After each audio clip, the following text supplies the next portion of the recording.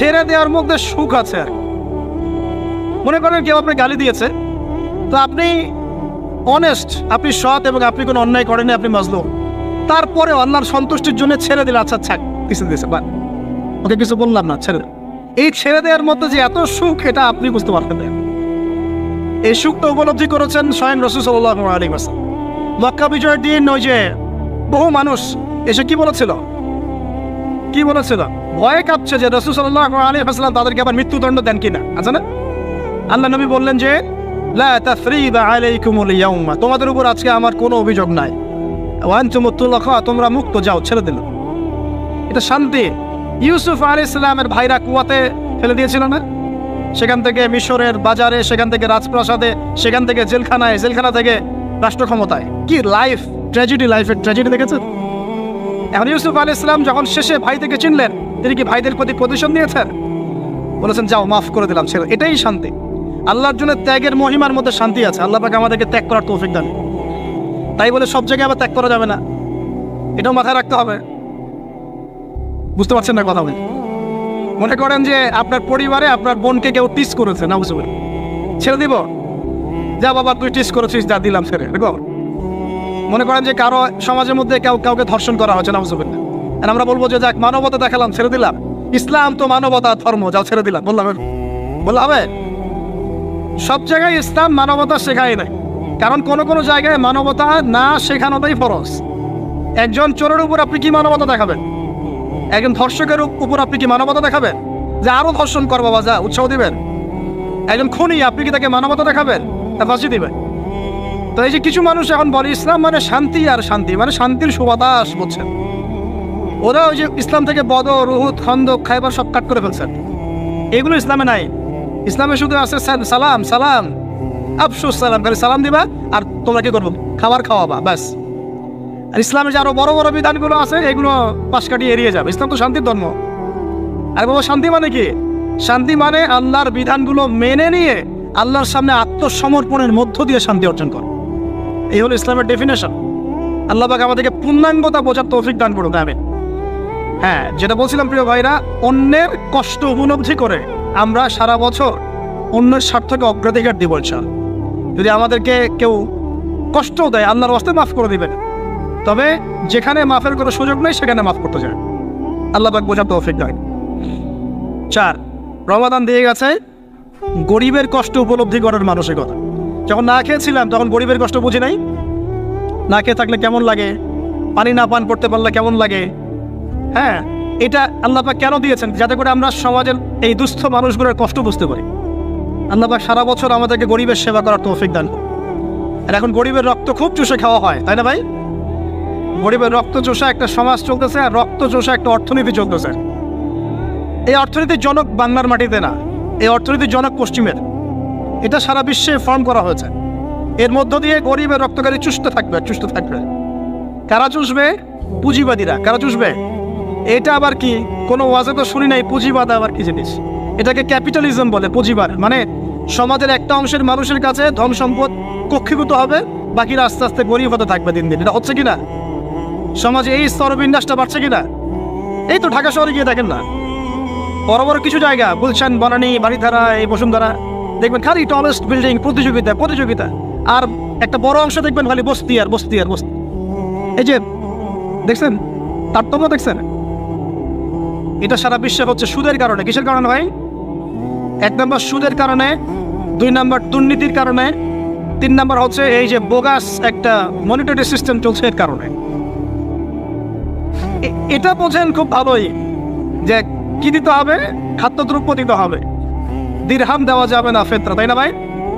এটা তো খুব ভালোই বোঝেন। তো নবী সাল্লাল্লাহু আলাইহি ওয়াসাল্লাম যে গোল্ড দিনার আর সিলভার দিরহাম ইউজ করতেন, আপনি এখন কাগজের টাকা ইউজ করেন কেন? বলেন এখন কথা বলেন। এটা তো খুব ভালোই বুঝলেন যে খাদ্যদ্রব্য দিয়ে ফেতরা দিব। খাদ্য দিয়েছেন নবী, খাদ্যই দিব। চাল দিয়েছেন চাল, খেজুর, কিসমিস। তাহলে নবী তো দিনার আর দিরহাম ইউজ করেছেন, তা আপনি এখন কাগজের টাকা ইউজ করেন কেন? আমি যে 5-10 বছর আগে বলছিলাম যে এই সিস্টেমটার মতো সমস্যা আছে, তখন তো খারেজি মানলেন ফতোয়া। এখন এতটুকু বুদ্ধি মাথায় আসে না? দিনার দিরহাম এটাই ইসলামিক কারেন্সি। আমরা যেগুলো চালাচ্ছি এগুলো ইসলামিক কারেন্সি নয়। কিন্তু পুরো বৈশ্বিক প্রেক্ষাপটে আমরা মানতে বাধ্য হচ্ছি। ইসলামিক খেলাফত, ইসলামিক পলিটিক্যাল ভিউ, কিন্তু সারা বিশ্বে খেলাফত নাই, আমরা মানতে বাধ্য হচ্ছি। ডেমোক্রেসি, সেকুলারিজম মানতে বাধ্য হচ্ছি। এটা বাধ্য হয়ে আমরা করছি, কিন্তু তাই বলে তো ইসলামিক জিনিস আর অন ইসলামিক জিনিস একাকার হয়ে যায় নাই, হয়ে গেছে। পর্দা, শরিয়া পর্দা পুরো উপর থেকে প্রতিষ্ঠা নাই, অনেকেই বেপর্দায় চলছে। আমরা তো বেপর্দা সমাজে চলতে বাধ্য হচ্ছে না, হচ্ছে কি না? এটা বাধ্য হয়ে আমরা করছি, কিন্তু কেউ কি মেনে নিয়েছে এটা? এই ইন্টেলেকচুয়াল ল্যাকিংসের কারণেই তো আজকে এই অবস্থা। প্রিয় ভাইরা, বোঝার চেষ্টা করেন গভীর থেকে। রমাদান মাস গরিবের কষ্ট উপলব্ধির মাস ছিল। আল্লাহ পাক আমাদের সবাইকে গরিবের কষ্ট বোঝার তৌফিক দান করুন। আর আল্লাহর ওয়াস্তে চেষ্টা করবেন গরিব মানুষকে খাওয়ানোর, এতিমের দায়িত্ব নেয়ার। প্রত্যেকটা এলাকায় এলাকায় এতিমখানা গড়ে তোলেন, এতিমদেরকে ফ্রি পড়াশোনার ব্যবস্থা করেন, তাদেরকে কোরআন শেখান, তাদের পিছনে টাকা ইনভেস্ট করেন, তাদের মাথায় হাত বোলান। আল্লাহ রহম করবেন ইনশাআল্লাহ, আল্লাহ তৌফিক দান করে দেবেন। এরপরে রমজান শিখিয়ে গেছে আমাদেরকে 5 নাম্বার। বেশি লম্বা করবো না, আমি আপনাদেরকে বিরক্ত করতে যাচ্ছি না, আমি 10টা পয়েন্ট বলছি। 5 নাম্বারটা দেখুন, এর মনোযোগ দেন, এটা খুব ইম্পর্টেন্ট। রমজান দিয়ে গেছে কোরআন। রমজান কি দিয়ে গেছে ভাই? এটাই তো সবচেয়ে বড় কথা নাকি? রমজানের সবচেয়ে বড় কথা কি? এই মাসে কি হয়েছে? কোরআন নাজিল হয়েছে। তো রমজান মাস চলে গেছে, কি আমরা কি কোরআনটাকে এখন বন্ধ করে রেখে দিব ভাই? রমাদান মাসে কারা কারা কোরআন খতম করেছেন হাত তোলেন দেখি। সুবহানাল্লাহ, মাত্রই কয়জন? রমাদান মাসে কোরআন খতম করেছেন কারা কারা? অন্তত একবার। আল্লাহু আকবার। আল্লাহ আমাদেরকে মাফ করুন না, আমিন। আল্লাহ আমাদেরকে মাফ করুন। আমি খুবই হতাশ হলাম। রমাদান মাসে কোরআন অন্তত একটা বার তো খতম করা উচিত ছিল নাকি ভাই? আচ্ছা, রমজানের সম রাখেন কেন জানেন? রমজান মাসে কোরআন নাজিল হয়েছে, এটা রমজানের সম্মান। আল্লাহ পাক বলেন নাই শাহরুর রমাদান আল্লাযী উনজিলা ফীহিল কোরআন? আল্লাহ পাক বলেন নাই রমজান সেই মাস যেই মাসে কোরআন নাজিল হয়েছে? ইন্না আনজালনাহু ফী লাইলাতিল কদর, কদরের রাতে আমি কোরআন নাজিল করেছি। তাহলে রমাদান মাসে কোরআন পেয়েও যারা কোরআন পড়লো না, বুঝলো না, খতম করলো না, আমি তাদের জন্য আফসোস ছাড়া কিচ্ছু করতে পারছি না। আচ্ছা যাই হোক, যা করেছেন তওবা করা যাবে তো ইনশাআল্লাহ? আমার সাথে বলেন আস্তাগফিরুল্লাহ আল্লাযী লা ইলাহা ইল্লা হুয়াল হাইয়ুল কাইয়্যুম ওয়া আতুবু ইলাইহি। আল্লাহ আমাদের সবাইকে কোরআন তেলাওয়াত করার তৌফিক দান করুন, সবাইকে কোরআন তেলাওয়াত শেখার তৌফিক দান করুন। আর ভাই, যোগ্যতা অর্জন করে তো দিনের কাজ করতে হবে, আগে তো কোরআন তেলাওয়াত করা শিখতে হবে নাকি? আল্লাহ পাক সবাইকে কোরআন তেলাওয়াত শেখার তৌফিক দান করুন, কোরআনের তাফসীরগুলো পড়ার তৌফিক দান করুন। আল্লাহ পাক প্রতি মাসে কমপক্ষে একবার করে কোরআন খতম করার তৌফিক দান। আল্লাহর রাসূল রমজান মাসে কোরআন এক খতম করতেন। জিবরাইল আলাইহিস সালাম আসতেন, তিনি পড়তেন, তিনি শুনতেন, তিনি পড়তেন, তিনি শুনতেন। এভাবে তারা প্রতি রমাদানে কোরআন খতম করতেন কি না? তার মানে মাসে কোরআন খতম করা রাসূলের সুন্নাত না? আমরা কি এই সুন্নাতটা জীবিত করতে পারবো না ইনশাআল্লাহ? প্রত্যেক দিনে এক পারা করে পড়লেই হয়ে যায়। এক পারা মানে 20 পৃষ্ঠা। এই হাফেজি কোরআনের 20 পৃষ্ঠা, সময় লাগবে সর্বোচ্চ 1 ঘন্টা থেকে 1.5 ঘন্টা, সর্বোচ্চ 1 ঘন্টা থেকে 1.5 ঘন্টা। যারা হাফেজ তাদের সময় লাগে আধা ঘন্টাও না, আধা ঘন্টা। পারবো না ভাই ইনশাআল্লাহ? আল্লাহ পাক এই রমজান মাসের এই কোরআনকে সারা বছর আঁকড়ে ধরার তৌফিক দান করুন। এই কোরআন নাজিল হওয়ার পরে আইয়ামে জাহিলিয়াত পরিবর্তন হয়েছিল, আবু জাহেলের শাসন পরিবর্তিত হয়ে মুহাম্মাদের শাসন হয়েছে। অতএব কোরআন থেকে বিমুখ জাতি কখনো দিন কায়েম করতে পারবে না। আল্লাহ পাক বোঝার তৌফিক দান করুন, আমিন। আমাদের যুবক ভাইরা একটু ওয়াদা করতে পারি তো ইনশাআল্লাহ সবাই কোরআন তেলাওয়াত করা শিখবো, প্রত্যেক মাসে এক খতম দেবো ইনশাআল্লাহ, কোরআনের অর্থ পড়বো ইনশাআল্লাহ। না অর্থ পড়ার দরকার নাই, খালি প্রত্যেক হরফে 10 নেকি কামাই করবো, অর্থ পড়ার কোনো দরকার নাই ভাই? আচ্ছা যাক, কিছু মানুষ আবার রাগ করে অর্থ পড়তে বললে, কারণ স্বার্থ আছে। যদি আপনারা কোরআনের অর্থ পড়া শুরু করেন এবং হাদিসের চর্চা করা শুরু করেন, দিনই পড়াশোনা করা শুরু করেন, তখন তো অনেক ধর্ম ব্যবসা বন্ধ হয়ে যাবে। কথা বুঝতে পারছেন না মনে হয়? আপনারা যদি শিক্ষিত হওয়া শুরু করেন, কোরআনের A to Z অর্থ পড়া শেষ করেন, হাদিসগুলো পড়া শুরু করেন, ওলামায়ে কেরামের সাথে পরামর্শ করে বইপত্র পড়া শুরু করেন, হ্যাঁ, বিভিন্ন ইসলামিক কোর্সগুলো করতে থাকেন, আস্তে আস্তে আপনার যোগ্যতা বাড়বে। তখন তো আপনি কি করবেন না? ধর্মের নামে বিভ্রান্ত হতে চাইবেন না। অনেকের তখন ধর্ম ব্যবসাটা কি হবে? বন্ধ হয়ে যাবে। অতএব এই কারণে অনেকে চায় না যে মানুষ কোরআনের অর্থ বুঝুক। আমি আমার মন থেকে আপনাদেরকে রিকোয়েস্ট করছি, সবাই কোরআনের অর্থটা পড়ার চেষ্টা করেন। পারা যাবেন ইনশাআল্লাহ ভাই? আল্লাহ আমাকে তৌফিক দেখ, আপনাদের সবাইকে তৌফিক দান। আর কমপক্ষে দিনে এক পারা করে কোরআন তেলাওয়াত করবেন। আল্লাহ মা বোনদেরকে তৌফিক দেখ, আপনাদের সবাইকে তৌফিক দান। এটা হলো 5 নাম্বার। 6 লাইলাতুল কদর মনে আছে? কোন দশকে ছিল? আচ্ছা, কি মনে হয় আপনাদের এবার কদর কততম রাতে ছিল? কি মনে হয় বলেন তো, কে কি বলেন? বেজর তো জানি, কার কার মনে হয় 21-এ ছিল? কার মনে হয় 23, 27, 29? কার কার কি মনে হয়? আমি আমার জীবনে, এবার আমি আমার অভিজ্ঞতা বলি, আমার জীবনে এইরকম রমাদান আমি কখনো কাটাই নাই। আমার কাছে মনে হয়েছে এই রমজানেও আল্লাহ আমাদের প্রতি নারাজ হয়ে আছে। পুরো রমজান চলে যাচ্ছে, বৃষ্টি হচ্ছে না, এই সামান্য একটু বৃষ্টি, অথচ রমজান মাস আসার আগেই পরিবেশ ঠান্ডা হয়ে যেত না? আগে রমজান মাসে কন্টিনিউসলি বৃষ্টি হতো, স্পেশালি শেষের দশকে অনেক বৃষ্টি হতো, এবং বৃষ্টি ছিল একটা আলামত যেটা দেখে আমরা চিনতে পারতাম যেটা কদরের রাত হতে পারে। এবার চেনাই যাচ্ছে না, খেয়াল করে দেখেন নাই? গরম, আর আমরা তো ঢাকা ছিলাম, গরমের তীব্রতায় থাকা যাচ্ছে না, এসি থেকে বাইরে বেরিয়ে হওয়া যাচ্ছে না। আল্লাহ পাক নারাজ, ইস্তেসকার দোয়া করা হচ্ছে, বৃষ্টি হচ্ছে না। চিন্তা করতে পারেন? আর এমনও যুগ ছিল যে ওলামায়ে কেরাম, মানে দ্বীনের যারা রিপ্রেজেন্টেটিভ, আলেম ওলামা, মুত্তাকি পরহেজগার ব্যক্তিরা আনাচে কানাচে দোয়া করতো, সাথে সাথে বৃষ্টি নামা শুরু হতো। আমরা জীবনে শোনেন কেন হচ্ছে না? কারণ আমরা হয়তোবা এখনো সেই পর্যায়ের তাকওয়া, সেই পর্যায়ের আল্লাহ ভীতি এখনো অর্জন করতে পারি নাই, যে আমরা দোয়া করলেই সাথে সাথে কবুল হয়ে যায়।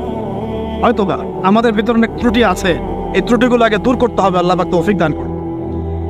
আর আমার মনে হয় এমন অনেক মানুষ এই বাংলার জমিনে আছেন যারা যদি এই নামাজের সুযোগ পেতেন তাহলে তারা দোয়া করার সাথে সাথেই বৃষ্টি বর্ষণ, কিন্তু তারা সুযোগ পাচ্ছেন না। এই একজন ছেলে বুঝতে পারছে কথার অর্থটা কি। এমন বহু মানুষ বাংলার মাটিতে আছে, হয় তারা যদি সুযোগ পেত নামাজটা পড়ার, হয়তো বা বৃষ্টি হতো। নাই বুঝলেন, একটু লেটে বোঝেন। আচ্ছা, বাংলাতে এমন অনেক মানুষ আছে যারা নীরবে নিভৃতে তাহাজ্জুদে আল্লাহর কাছে এত কান্নাকাটি করে, এত আমল করে, এত পরহেজগার মানুষ, তাদের দোয়ার বদৌলতে অনেক কিছু হয়। এটা আপনি বিশ্বাস করেন? বিশ্বাস করতে হয়। আল্লাহ পাকের এই বান্দারা দুনিয়াতে আছে বলেই বহু কিছু হয়। আল্লাহর অনেক আযাব গজব আল্লাহ পাক উঠিয়ে নেন। আর এখন যে অবস্থা হয়েছে, আমরা সবাই, বেশিরভাগই, আমরা সবাই বলবো না, বেশিরভাগই আমরা সুবিধাবাদী মুসলিম হওয়ার চেষ্টা করছি। ইসলামের যে অংশগুলো পালন করলে খুব মজা লাগে এগুলো আমরা পালন করতে চাই, যেগুলো পালন করলে সমস্যা হতে পারে আমরা গায়ে দাগ লাগতে দিতে চাই না। মানে আমি চলবো ঠিক, গায়ে যেন একটা আচরণ না লাগে, কেউ ভালো মন্দ না বলে, গালিগালাজ না করে, সুন্দরের মতো চলবো আর কি। অথচ এই সুন্নত নবী সাল্লাল্লাহু আলাইহি ওয়াসাল্লামের তাকদীরেও জোটে ভাই, বুঝেছে? বুঝতে হবে। আল্লাহ পাক আমাদের সবাইকে পরিপূর্ণ কোরআন সুন্নাহ ফলো করার তৌফিক দান করুন, আমিন। এই লাইলাতুল কদর নিয়ে কথা বলছিলাম, এটা পাওয়ার জন্য ইতিকাফ করেছিলাম কিনা? অনেকে করেছেন। রাত জেগেছেন কিনা?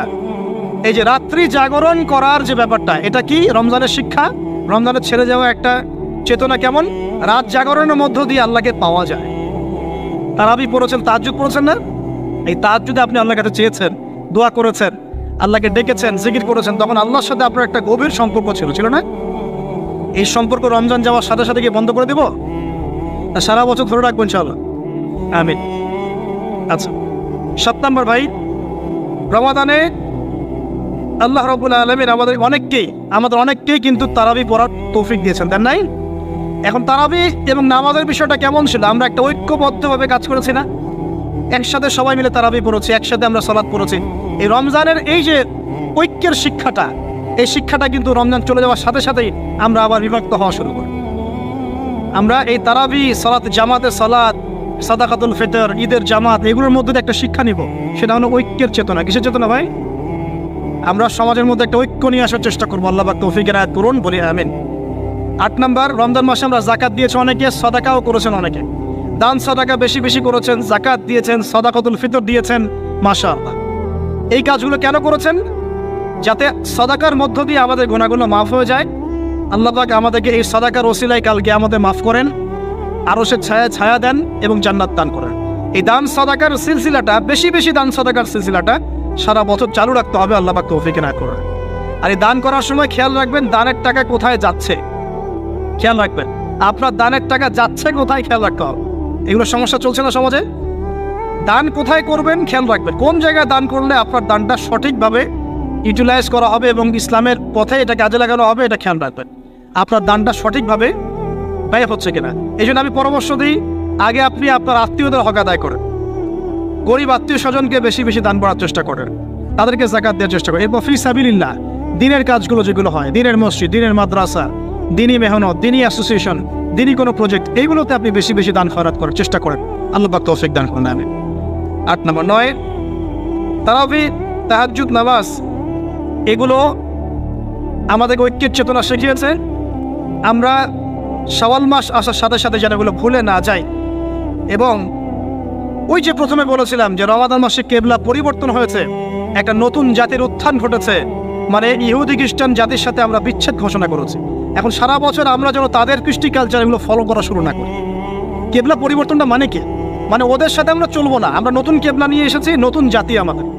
এখন আমরা কি আমাদের জীবনের বিভিন্ন ক্ষেত্রে আমরা কি ওদের আদর্শ, ওদের নীতি, ওদের রীতি এগুলো ফলো করতে পারি? পারি না। যদি কেউ করি তাহলে কেবলা পরিবর্তন অর্থ আমরা বুঝতে পারি নাই। এটা আমাদের খুব ভালো করে আয়ত্ত করতে হবে।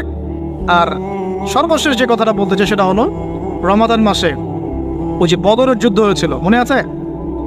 ওই যে প্রথমে বলেছিলাম, তো বদরের যুদ্ধটা ছিল জালেমের বিরুদ্ধে মাজলুমের অবস্থা।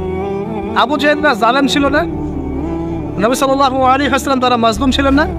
এই যে মাজলুমের লড়াই জালেমের বিরুদ্ধে, এটা সারা বছর কন্টিনিউ থাকতে হবে। এটা কেমন? আমাদের সবার নফসই এখন জালেম, জালেম কিনা? নফস তো চায় উড়ে বেড়াতে, আল্লাহর বিধান মানতে চায় না, নামাজ পড়তে চায় না, দান সদকা করতে চায় না, যাকাত দিতে চায় না, সব দুনিয়াবি বিষয়ে ব্যস্ত থাকতে চায়। নফসকে আগে কন্ট্রোল করেন, নফসের জুলুমগুলো আগে দমন করেন। পরিবারে বহু জালেম আছে না? পরিবারের মধ্যে জুলুম বন্ধ করেন। তারপরে আস্তে আস্তে অর্থনীতি ব্যবসায় আসেন, এখানে জুলুম আছে না? এই জুলুম বন্ধ করার চেষ্টা করেন। তারপরে সমাজের মধ্যে অনেক জুলুম হয় না? এই জুলুমগুলো বন্ধ করার চেষ্টা করেন। বদরের চেতনা মানে হচ্ছে সর্বস্তরের জুলুমের বিরুদ্ধে মাজলুমের একটা অবস্থান। এই চেতনা রমজান শিখিয়েছে। তো প্রিয় ভাইরা, এই রমাদান চলে গেছে ঠিকই, আমাদের কাছে দিয়ে গেছে প্রথমত শাওয়ালের 6 রোজা, রাখবো তো ইনশাআল্লাহ? দিয়ে গেছে আমাদেরকে তাকওয়া অবলম্বনের মাধ্যমে আল্লাহ ভীতি অর্জন করবো তো ইনশাআল্লাহ। রমাদান দিয়ে গেছে আমাদের সবাইকে যে আমরা গরিবের কষ্ট উপলব্ধি করার চেষ্টা করব। আল্লাহ পাক তৌফিক এনায়েত করুন, আমিন। 4 নম্বর রমজান দিয়ে গেছে আল্লাহর জন্য ত্যাগের একটা মহিমা। আমরা আল্লাহ পাকের জন্য জীবনের সর্বস্তরে ত্যাগ স্বীকার করার মানসিকতা লালন করবো ইনশাআল্লাহ। তো এই যে ঘুমটা আপনি ঘুমাচ্ছেন, ইনশাআল্লাহ আপনার ঘুমটা কি হচ্ছে? ইবাদত হচ্ছে না? আলহামদুলিল্লাহ। আলেম যারা, তাদের ঘুমও ইবাদত। যারা এই যে মুসলিম, মুমিন, মুত্তাকি, আলেম, তাদের ঘুমগুলো কি ইবাদত। এখন ঘুমান শেষ, ঘুমের মধ্যে যদি দুঃস্বপ্ন দেখেন তাহলে আপনি বাম দিকে 3 বার থুতু ফেলবেন, ফেলে আউযু বিল্লাহি মিনাশ শাইতানির রাজিম পড়বেন, পরে পাশ পরিবর্তন করে আবার ঘুমাবেন। এটা হয় না ঘুমের মধ্যে অনেক সময়? অনেকের বোবা ধরে, শ্বাস নিতে পারে না। এগুলো এই জন্যই হয় কারণ তারা ঘুমানোর আগের জিকির আজগারগুলো করে না। নিয়মিত করলে এগুলো সমস্যা ইনশাআল্লাহ হবে না। আপনি নিজের ভালো নিজেই বোঝেন, হুজুরের কাছে দৌড়ানোর দরকার নেই এত বেশি। নিজের বাচ্চাকে এত দৌড়ানো, এই কবিরাজ, ওই কবিরাজ, ওইখানে তাবিজ, এত তো দরকার নাই। তো নিজের আমল নিজে করেন, দেখবেন আপনি আল্লাহ পাকের পক্ষ থেকে নিরাপত্তার মধ্যে আছেন ইনশাআল্লাহ। আল্লাহ তৌফিক দান করুন। এরপরে ঘুম থেকে উঠলেন, চেষ্টা করবো আমরা ঘুম থেকে ওঠার কয়টার সময়? 5টায় যদি ফজরের নামাজ হয় বা 4:30 যদি ফজরের নামাজ হয়, মিনিমাম 4টায় উঠতে হবে। কয়টায়? 4টায়। এই জন্য যদি অ্যালার্ম দেন করিতে, অ্যালার্ম দিবেন প্রত্যেক 1.5 ঘন্টা পর পর। মনে করেন যে আপনি 1.5 ঘন্টা ঘুমাতে যাচ্ছেন, তাহলে 1.5 ঘন্টা পরে অ্যালার্ম সেট করবেন, অথবা 3 ঘন্টা পর, অথবা 4.5 ঘন্টা, অথবা 6 ঘন্টা। মানে 1.5 ঘন্টার গণিতক দিয়ে আপনি অ্যালার্ম সেট করবেন, দেখবেন উঠতে পারবেন খুবই ইজিলি। এতে 1.5 ঘন্টায় আপনার ঘুমের সার্কেলটা পূর্ণ হয়। একটা ঘুমের সার্কেল পূর্ণ হতে আমাদের মাথায় তো রেস্টের দরকার আছে, এটা পূর্ণ হতে 1.5 ঘন্টার মতো সময় লেগে যায়। তো এটা একটা ট্রিক বললাম আপনাদেরকে, আপনি করতে পারেন, উপকৃত হবেন ইনশাআল্লাহ। তো ফজরের নামাজের মিনিমাম আধা ঘন্টা আগে আমাদেরকে ওঠার অভ্যাস করতে হবে। এই যে ঘুমটা ভাঙার সাথে সাথে কি করব? ভাঙার সাথে সাথে আল্লাহ শুকরিয়া, আলহামদুলিল্লাহিল্লাযী আহইয়ানা বা'দা মা আমাতানা ওয়া ইলাইহিন নুশুর। বাস, এই যে ইবাদত হয়ে গেল। এবার আপনি আরেকটা দোয়া পড়বেন, শিখে নেন। আপনি পড়বেন লা ইলাহা ইল্লাল্লাহ ওয়াহদাহু লা শারীকা লাহু লাহুল মুলকু ওয়া লাহুল হামদ ওয়া হুয়া আলা কুল্লি শাইইন কাদির সুবহানাল্লাহ আলহামদুলিল্লাহ ওয়া লা ইলাহা ইল্লাল্লাহ আল্লাহু আকবার লা হাওলা ওয়া লা কুওয়াতা ইল্লা বিল্লাহ আল্লাহুম্মা ইগফিরলি। এটা পড়ার পরে হাত তুলে দোয়া করেন, যা দোয়া করবেন তাই পাবেন ইনশাআল্লাহ। এটা জানতেন? জানতেন না? তো এই দোয়াটা হচ্ছে দোয়া কবুলের অস্ত্র। ঘুম থেকে ওঠার পর যদি এই দোয়াটা করে দোয়া করেন, ইনশাআল্লাহ দোয়া কবুল হয়ে যাবে ইনশাআল্লাহ। আমাদের জীবনে চাওয়া পাওয়ার কি অভাব আছে? প্রচুর চাওয়া পাওয়া।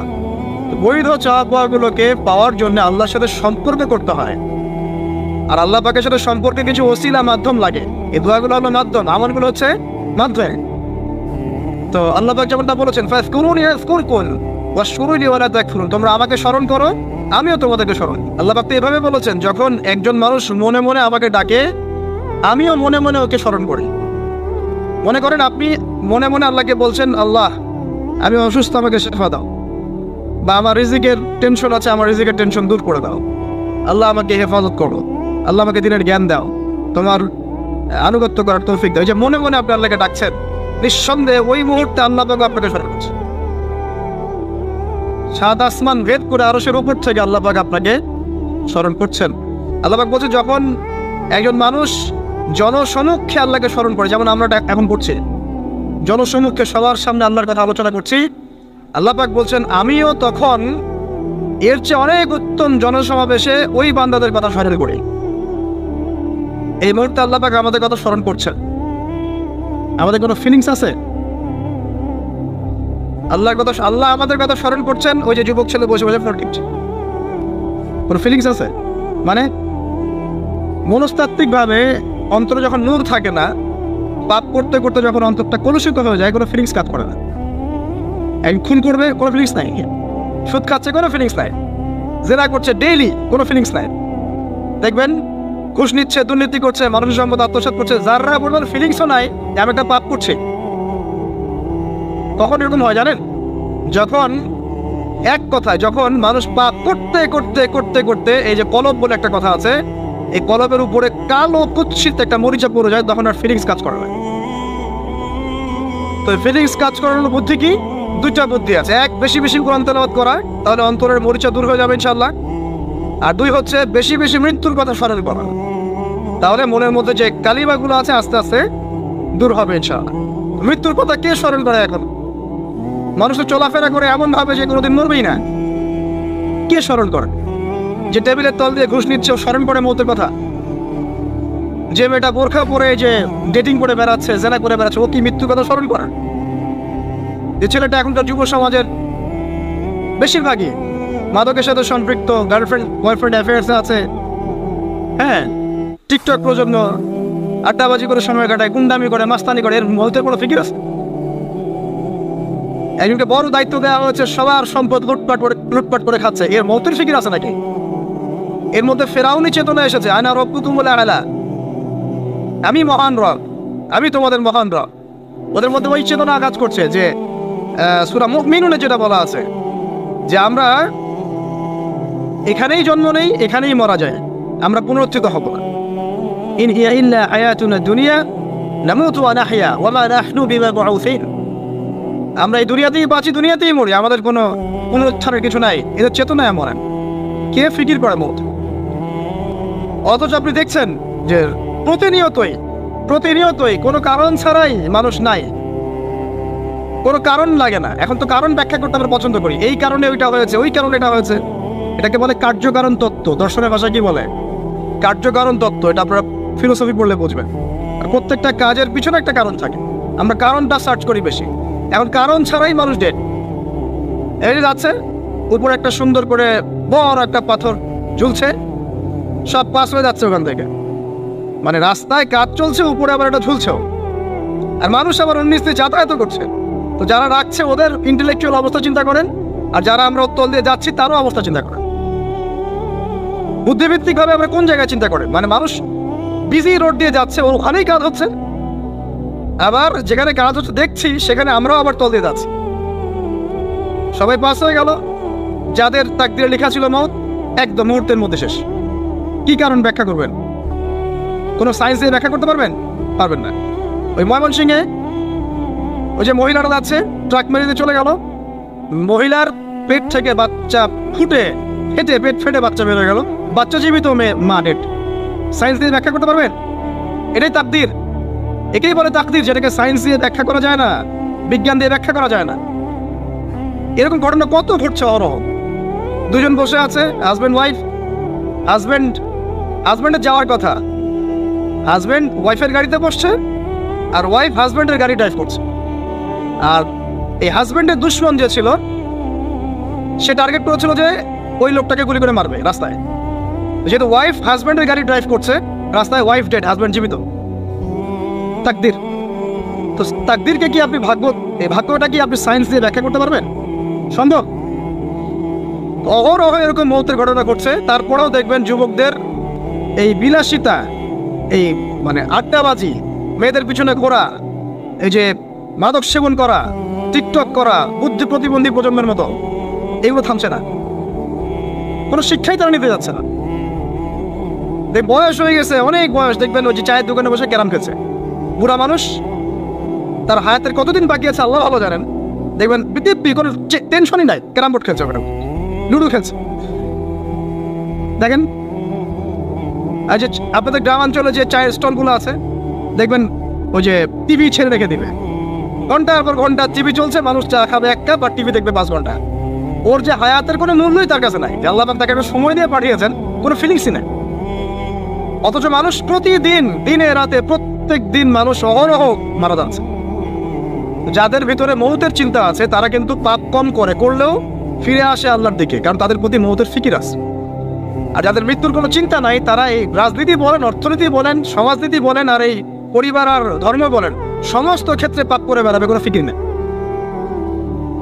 আল্লাহ পাক আমাদেরকে মৌতের ফিকির করার তৌফিক দান করুন এবং পরকালের জীবনটাকে আসল জেনে দুনিয়ার কাজগুলো করার তৌফিক আল্লাহ পাক দান। আসেন, তো এবার আপনি শুকরিয়া আদায় করছেন, আলহামদুলিল্লাহ ইন্নাদি আহইয়ানা বা'দা মা আমাতানা ওয়া ইলাইহিন নুশুর। আধা ঘন্টা আগে ঘুম থেকে উঠেছেন, এখন কি করবেন? বাথরুমে যাচ্ছেন।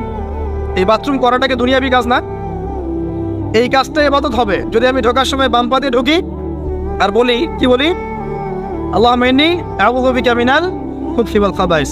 এখন বাথরুম করতে আপনার 10 মিনিট লাগুক আর 15 মিনিট লাগুক আর 5 মিনিট লাগুক, এই পুরো সময়টা নেকি পাবে না। সুবহানাল্লাহ। আর কি চাই? বের হবো, এখন বের হওয়ার সময় কি বলবো? উফরানাকা, নেকি পাচ্ছেন। একটা দোয়া আছে, আলহামদুলিল্লাহ ইল্লাযী আযহাবা আনিল আযান ওয়া আফানি উফরানাকা। এবার আপনি ওযু করবেন। ওযুটা ধীরে স্থিরভাবে করবেন, তাড়াহুড়া করবেন না। ওযুর প্রত্যেকটা অঙ্গ প্রত্যঙ্গ 3 বার করে ধোয়ার চেষ্টা করবেন। শুধু মাথা মাসে হবে কয়বার? 1। ওযু করার পরে আপনি হাত তুলে আল্লাহর কাছে দোয়া করুন। ওই সময়টা কখন? রাত 4টা থেকে 4:30 বাজে, তাই না? তার মানে আল্লাহ রাব্বুল আলামিন এখন প্রথম আসমানে আছেন। কিভাবে আল্লাহ পাক আছেন সেটা আল্লাহর উপর ছেড়ে দেন, আমাদের এটা নিয়ে ব্যাখ্যা করার দরকার নাই, চিন্তাও করার দরকার নেই। আল্লাহ পাক বলেছেন আমি নেমে আসি, বাস নেমে আসি। এত বেশি বুদ্ধিজীবী হওয়ার দরকার নাই। খুব বেশি বুদ্ধিজীবী হয়ে গেলে আমার মানুষ খেয়ে হারিয়ে ফেলে, অত দরকার নাই। শুনেছি, মেরেছি, ব্যাস যথেষ্ট। আল্লাহ পাক নেমে আসেন, কি বলেন? আল্লাহ বলেন যে কেউ কি আছো আমার কাছে কিছু চাইবে, আমি দিব। কেউ কি আছো যে আমাকে ডাকবে, আমি তোমার ডাকে সাড়া দেবো? কেউ কি আছো আমার কাছে কোনো কিছু দোয়া করবে? হ্যাঁ, হাজত আছে, আমি পূরণ করে দেবো। এভাবে আল্লাহ পাক ফজর পর্যন্ত বলতেই থাকেন। বলেন তো আমাদের কোনো ফিকির আছে? আমরা সবাই ঘুমাই কয়টা? 1টায় না 2টায় না 3টায় ম্যাক্সিমাম এখনকার। আমি যে বিষয়টা নিয়ে কথা বলছি এটা খুবই কঠিন। 9টা থেকে 10টার মধ্যে বা 11টার মধ্যে ঘুমাতে হবে, এটা খুবই কঠিন বিষয় এখনকার জেনারেশনের কাছে। এর জন্য প্রথম যে কাজটা সেটা হলো রাত্রেবেলা স্মার্টফোন আর চালানো যাবে। এসার নামাজ শেষ, ফোন একদম ডয়ারে লক করে রাখতে, কিছু করার নাই। এটা না করতে পারলে আপনি ঘুমাতে পারবেনই না। এবং এরপর দিনে আসছি, তখন বলছি দিনে কিছু কাজ আছে, দিনের কাজগুলো যদি আমরা ঠিকঠাক মতো করি তাহলে রাতে তাড়াতাড়ি ঘুম আসবে ইনশাআল্লাহ। যদি না করি তাহলে ঘুম আসবে না। তো শেষ রাতে আল্লাহ পাক আসমানে নেমে আসেন, প্রথম আসমানে, এবং এই আহ্বান করতে থাকেন। তাই ওই সময় ওযু করার পরেই আপনি হাত তুলে আল্লাহর কাছে দোয়া করা শুরু করেন। আপনার যত চাওয়া পাওয়া আছে আল্লাহর কাছে ঢেলে দেন, ইনশাআল্লাহ আল্লাহ রাব্বুল আলামিন আপনাকে খালি হাতে ফেরাবেন না ইনশাআল্লাহ। আল্লাহ পাক তো এমন করে বলেছেন যে কেউ হাত তুলেছে আল্লাহর কাছে আর আল্লাহ পাক সেটাকে খালি ফিরিয়ে দিবেন, এটাতে আল্লাহ লজ্জা বোধ হয়। কথা বুঝতে পারছেন? আমাদের যাদের অনেক সম্পদ আছে বা সামর্থ্য আছে এবং মন আছে বড়, তাদের কাছে যখন কেউ সাহায্য চায় আপনার খালি ফিরেতে লজ্জা লাগে না? আপনার মনে হয় না যে চাইলো এত করে কিভাবে না করে ফিরাই? আছে না এমন মানুষ? আছে না?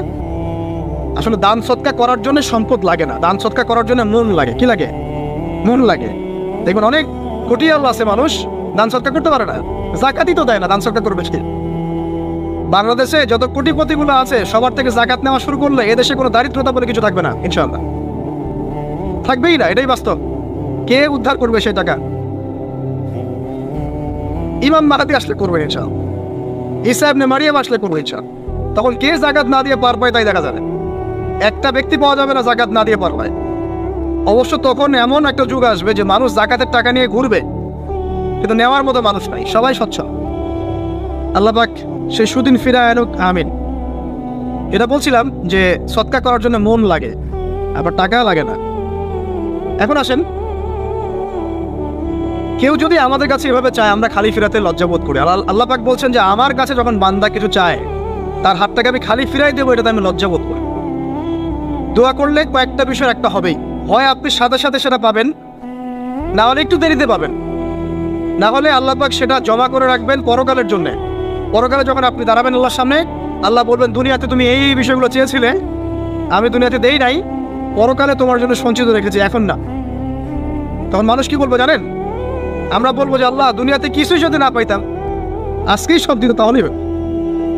তো বেশি বেশি দোয়া করার অভ্যাস তৈরি করেন, বেশি বেশি দোয়া করেন। দোয়াই ইবাদত, আর দোয়া বলে ইবাদত, দোয়াই ইবাদত। দোয়া করতে থাকেন, ইনশাআল্লাহ দেখবেন আল্লাহর সাথে আপনার সম্পর্ক গাঢ় হবে। যার সাথে আল্লাহর সম্পর্ক যত বেশি গাঢ় হবে, ইনশাআল্লাহ সে তত বেশি পরকালের বাসিন্দা হবে, দুনিয়ার বাসিন্দা কম হবে। আল্লাহ পাকে নূর এবং মারিফত অর্জন করতে পারবে ইনশাআল্লাহ তাআলা। এবারে আমরা কি করব? এবার মিনিমাম 2 রাকাত নামাজ পড়ার চেষ্টা করেন। রাতের সালাত 2 রাকাত করে আপনি 2, 4, 6, 8, 10, 12, 20 পড়তেই থাকতে পারেন, কোনো সমস্যা নাই। কিন্তু মিনিমাম 2 রাকাত নামাজ তাহাজ্জুদ আপনি পড়ার চেষ্টা করেন। পড়া যাবে না? আর নামাজটাকে তাড়াহুড়া করবেন না, কাইন্ডলি আল্লাহর ওয়াস্তে তাড়াহুড়া করুন। রিল্যাক্সে কেরাত করেন, রুকুতে সময় দেন, সেজদায় সময় দেন, 2 সেজদার মাঝখানে সময় দেন, শেষ বৈঠকে দোয়াগুলো করেন, তারপর ধীরে স্থিরভাবে সালাম ফিরান, হাত তুলে দোয়া করেন, সময় দেন। কারণ আমি কি বলছি, সূরা যারিয়াতে 56 নম্বর আয়াতে আল্লাহ পাক বলেছেন দুনিয়াতে পাঠিয়েছি শুধু আল্লাহর ইবাদত করার জন্য। তো যে কারণে এসেছি, এটাতে এত তাড়া কিসের? অনেক মসজিদে নামাজ পড়লে মনে হয় ইমাম সাহেবকে বলি যে আপনার কি পেশাব পায়খানার চাপ নিয়ে নামাজ পড়ান? এমন অনেক মসজিদে নামাজ পড়েছি, মনে হয় ইমাম সাহেবকে ডেকে একটু কানে কানে বলি যে ভাই আপনার কি পেশাব পায়খানার চাপ আছে? আর 4 রাকাত নামাজ 3 মিনিটে শেষ, 4 রাকাত নামাজ 4 মিনিটে শেষ, এত তাড়াহুড়ার কি আছে? হ্যাঁ, জামাতে নামাজ সংক্ষিপ্ত করতো, তাই বলে কি এত সংক্ষিপ্ত নাকি রুকু করার টাইম পাওয়া যায় না, সেজদা করার টাইম পাওয়া যায় না? নামাজে ধীর স্থিরতা এবং খুশুটা খুব ইম্পর্টেন্ট। নামাজে কোথায় হাত বাঁধলেন এটা নিয়ে তর্ক না করে, নামাজের একাগ্রতা, মনোযোগ কতটুকু আসছে এটা নিয়ে তর্ক করেন। ভিতরের রূহটাই আসল, আধ্যাত্মিকত্বটাই আসল। হ্যাঁ, একজন ভাই হাত বেঁধেছে মনে করেন এখানে, কেউ বেঁধেছে এখানে, এটা নিয়ে ঝগড়া করেন। দেখেন নামাজে কতটুকু ফোকাস, মনোযোগ কতটুকু থাকছে, কতটুকু নামাজে আপনি দোয়া করতে শিখছেন, সেজদায় আল্লাহকে পাইতে শিখছেন। নামাজ পড়ে কি ফিল হচ্ছে যে আমি আল্লাহর সাথে কথা বলছি, আল্লাহ আমার কথা শুনছেন? আমরা তো মেকানিক্যাল নামাজ অভ্যস্ত এখন। আর দুনিয়ার কাজের চাপ এত বেশি, জাস্ট মসজিদে যাবো, ঢুকবো, বেরো, চলে আসবো, হাজিরা দিতে আসছি মনে হয়, সিগনেচার করবো, চলে যাবো। আপনার এমন এত তারা কিসের ভাই? ওমা খালাকতুল জিন্না ওয়াল ইনসা ইল্লা লিয়াবুদুন, শুধু ইবাদত করার জন্যই সৃষ্টি করেছে তোমাদেরকে। তো মসজিদে তো তাড়াহুড়া কেন? রিল্যাক্স থাকেন, মসজিদে রিল্যাক্সে নামাজ পড়েন, সময় নেন। ফজরের নামাজ পড়ার আগে আপনি বাসার থেকে 2 রাকাত সুন্নত পড়ে আসতে পারেন, এটা আরেকটা ভালো আমল। কারণ নবী সাল্লাল্লাহু আলাইহি ওয়াসাল্লাম সুন্নত নামাজগুলো কি করতেন? বাসায় পড়তেন। এতে বাসার মধ্যে বরকত হবে, শয়তান দূর হয়ে যাবে। এই যে তাহাজ্জুদ আপনি 2, 4, 8, 10 যত পারেন পড়েন, মিনিমাম 2 রাকাত পড়েন, ধীর স্থিরভাবে পড়েন। নামাজ শেষ করে আবার আল্লাহর কাছে দোয়া করেন, দেখবেন যে ইনশাআল্লাহ আপনার দোয়া কবুল হবে। আর দোয়া যে কবুল হয় এটা আপনি নিজেই বুঝতে পারবেন, নিজেই বুঝবেন, কারো কাছে দেওয়া লাগবে না। এবার ফজরের সালাতের সময় হয়ে গেল, আজান হচ্ছে, আজানের জবাব দিব, দিয়ে বাস হেঁটে হেঁটে মসজিদ, প্রত্যেক পদক্ষেপ হেঁটে যাব আর দোয়া করব। কি দোয়া করব? যে আল্লাহ আমাকে নূর দান করো। কি দান করো? আল্লাহুম্মা ইজআল ফি কলবি নূরা ওয়া ফি লিসানি নূরা ওয়া ফি সামঈ নূরা ওয়া ফি বাসরি নূরা ওয়া আন ইয়ামিনি নূরান ওয়া আন শিমালি নূরান ওয়া মিন ফাওকি নূরা ওয়া মিন তাহতি নূরা আল্লাহুম্মা ইজআল ফি নাফসি নূরা। মানে এর অর্থ হচ্ছে আল্লাহ আপনি আমার ডানে বামে সামনে পিছনে শরীরে আত্মায় দেহে সবখানে আল্লাহ আপনার নূর দান করুন। নূর কেন? কারণ দুনিয়ার মধ্যে অনেক অন্ধকার, অন্ধকার না, সব জাহিলিয়াতের অন্ধকার। এখানে পথ চলতে হলে নূর লাগবে, আলো লাগবে। এটা কে দিবে? আল্লাহ দিবে। কবর বড় অন্ধকার, ওখানে থাকতে হলে ভালোভাবে কি লাগবে? আলো লাগবে। হাসরের মাঠ অন্ধকার, ওখানে ভালোভাবে থাকতে হলে কি লাগবে? আলো লাগবে। এই জন্য নামাজে যাওয়ার সময়, অন্ধকার সময় এই দোয়াগুলো করতে হয়। আর তার আগে একটা কথা বলতে ভুলে গেছি, বাসা থেকে যে বের হচ্ছেন তখন কি পড়বেন? কি পড়বেন? বিসমিল্লাহি তাওয়াক্কালতু আলাল্লাহ ওয়ালা হাওলা ওয়ালা কুওয়াতা ইল্লা বিল্লাহ। এটা পড়ে বের হলে শয়তান দূরে চলে যাবে, ফেরেশতা আপনার কাছে চলে আসবে।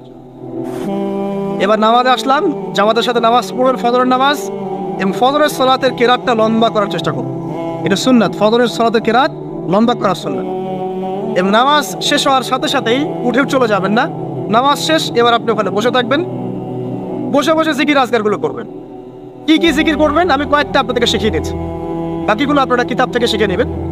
সালাম ফেরানো শেষ, প্রথমে একবার আল্লাহু আকবার, তারপর 3 বার আস্তাগফিরুল্লাহ আস্তাগফিরুল্লাহ আস্তাগফিরুল্লাহ, এরপরে পড়বেন আল্লাহুম্মা আনতাস সালাম ওয়া মিনকাস সালাম তাবারাকতা ইয়া যাল জালালি ওয়াল ইকরাম পড়বেন। তারপর আল্লাহুম্মা আইন্নি আলা যিকরিক ওয়া শুকরিকা ওয়া হুসনি ইবাদাতিক। এরপরে পড়তে পারেন আয়াতুল কুরসি, যেটা একটু আগে বলেছি, তাসবিহাত সুবহানাল্লাহ আলহামদুলিল্লাহ আল্লাহু আকবার 33 33 33 পরে কালিমা শাহাদা, অথবা 10 10 10 পড়ার দলিল আছে। এরপরে পড়বেন সুবহানাল্লাহি ওয়া বিহামদিহি আদাদা খালকিহি ওয়া রিদা নাফসিহি ওয়া জিনাতা আরশিহি ওয়া মিদাদা কালিমাতি 3 বার, এটা 3 বার। তারপর 3 কুল 3 বার করে, সূরা ইখলাস 3 বার, ফালাক 3 বার, নাস 3 বার, সূরা হাশরের শেষ 3 আয়াত একবার।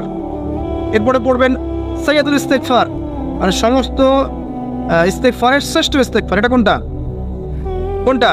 আল্লাহুম্মা আনতা রাব্বি লা ইলাহা ইল্লা আনতা খালাকতানি আনা আবদুক ওয়া আনা আলা আহদিক ওয়া ওয়াদিক মাস্তাতা'তু আউযু বিকা মিন শাররি মা সানা'তু আবুউ লাকা বিনি'মাতিকা আলাইয়া ওয়া আবুউ বিযানবি ফাগফিরলি ফাইন্নাহু লা ইয়াগফিরু যুনুবা ইল্লা আনতা। এটা যে পড়বে সকালে পড়ে যদি রাতের মধ্যে মারা যায় জান্নাত ইনশাআল্লাহ, আবার সন্ধ্যায় পড়ে যদি সকালের আগে মারা যায় জান্নাত ইনশাআল্লাহ। এত বড় অস্ত্র, এত বড় একটা সুযোগ। এরপরে পড়বেন আমার পছন্দের কয়েকটা, আউযু বিকালিমাতিল্লাহি তাম্মাতি মিন শাররি মা খালাক 3 বার। এটা যদি আপনি পড়েন আপনি বিশ্ব অদৃশ্যের ক্ষতি থেকে বেঁচে থাকবেন ইনশাআল্লাহ। দুষ্ট জিন শয়তান আপনার কোনো ক্ষতি করতে পারবে না ইনশাআল্লাহ। আরেকটা খুবই শক্তিশালী দোয়া আছে, সেটা হলো বিসমিল্লাহিল্লাযী লা ইয়াদুররু মা ইসমিহি শাইউন ফিল আরদ ওয়ালা ফিস সামা ওয়া হুয়াস সামিউল আলিম 3 বার করে। এইটা যে পড়বে, এই যে জিন বলেন, ভূত বলেন, যে পেতনি বলেন, যেগুলো আমরা ভয় পাই, ঠিক আছে, চোখ লাগা বলেন, বদনজর বলেন, যা যা আছে, হিংসুকের হিংসা, কোনো কিছুই আপনার কোনো ক্ষতি করবে না। এবং ইনশাআল্লাহ আপনি হঠাৎ মৃত্যুবরণ থেকে বেঁচে থাকবেন ইনশাআল্লাহ, হঠাৎ মৃত্যুবরণ। এটা কিন্তু সবার জন্য নিয়ামত না, এটা সবার জন্য নিয়ামত না। তারপর আসেন, এরপর পড়বেন 10 বার লা ইলাহা ইল্লাল্লাহু ওয়াহদাহু লা শারীকা লাহু লাহুল মুলক ওয়া লাহুল হামদ ওয়া হুয়া আলা কুল্লি শাইইন কাদির। এটা 10 বার পড়লেও হবে। আর যদি 100 বার পড়তে পারেন তাহলে আপনার চেয়ে বেশি নেকি কেউই অর্জন করতে পারবে না। যদি 100 বার এই দোয়াটা কেউ পড়ে সারা দিনে, লা ইলাহা ইল্লাল্লাহু ওয়াহদাহু লা শারীকা লাহু লাহুল মুলক ওয়া লাহুল হামদ ওয়া হুয়া আলা কুল্লি শাইইন কাদির, ওই দিন শয়তান তার কাছে আসবে না। 100 গুনাহ আমলনামা থেকে কেটে দেওয়া হবে, 100 নেকি লিখে দেওয়া হবে, এবং আল্লাহর কাছে দিন শেষে একটা তালিকা পেশ করা হয়, আজকের দিনে কে কি আমল করেছে, এই তালিকায় তার নাম দেখবেন সবার আগে আছে। ওই ব্যক্তির নামও থাকতে পারে যে 100 বারের চেয়ে বেশি পড়েছে, তখন তার নাম আগে চলে যাবে, এর নামটা পরে চলে আসবে। কথা বুঝতে পারছেন? মিনিমাম 100 বার পড়তে পারলে খুব ভালো হয়। যদি না পড়েন কমপক্ষে কয়বার? 10 বার। আসেন, এরপরে পড়বেন 10 বার দরুদ শরীফ, আল্লাহুম্মা সাল্লি আলা মুহাম্মদ ওয়া আলা আলি মুহাম্মদ, যেটা আছে দরুদ ইব্রাহিম, এটা পড়তে পারেন, অথবা ছোট করে পড়তে পারেন আল্লাহুম্মা সাল্লি ওয়া সাল্লিম আলা নবিনা মুহাম্মদ, এটা পড়লেও হবে, অথবা আল্লাহুম্মা সাল্লি আলা মুহাম্মদ ওয়া সাল্লিম, এতটুকু পড়লেও ইনশাআল্লাহ আকাদায় হয়ে যাবে। 10 বার যে ব্যক্তি দরুদ পড়ে সকালে সন্ধ্যায়, নবী সাল্লাল্লাহু আলাইহি ওয়াসাল্লাম তার জন্য পরকালে সুপারিশ করবেন ইনশাআল্লাহ।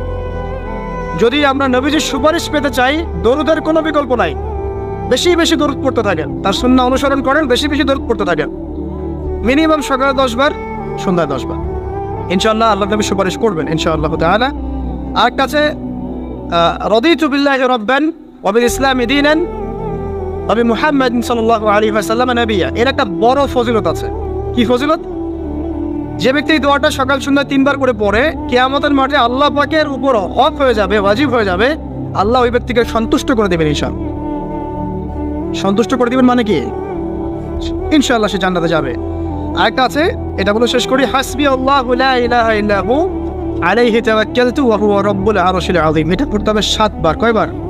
7 বার। তাহলে কি হবে?